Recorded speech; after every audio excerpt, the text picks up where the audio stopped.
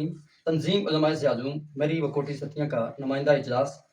آج مرخہ 22 جنوری بروز پیر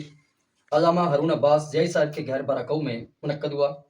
قبلہ مرشد گرامی علامہ پیر سید حسین الدین شاہ صاحب متعان اللہ بطول حیاتی کی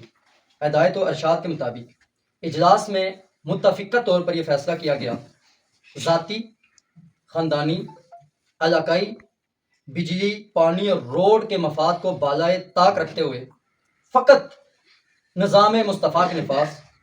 اسلام کی سربلندی، عقیدہ ختم نبوت و ناموس رسالت کے تحفظ کے لیے عملی جد و جہد، سودی نظام کے خاتمہ، استحکام پاکستان کے یہ کوشاں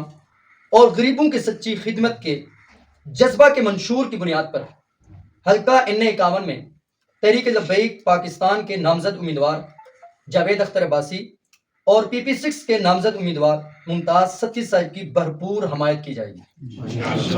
تاجدار ختم نبوت زندہ باد زندہ باد تاجدار ختم نبوت زندہ باد زندہ باد۔ اور جملہ فضلائے علوم سابقہ الیکشن کی طرح آمدہ الیکشن میں بھی بھرپور تعاون کا یقین دلاتے ہیں اور دعا کرتے ہیں کہ آپ کو اور جملہ اہل سنت کے امیدواران کو آنے والے الیکشن میں کامیابی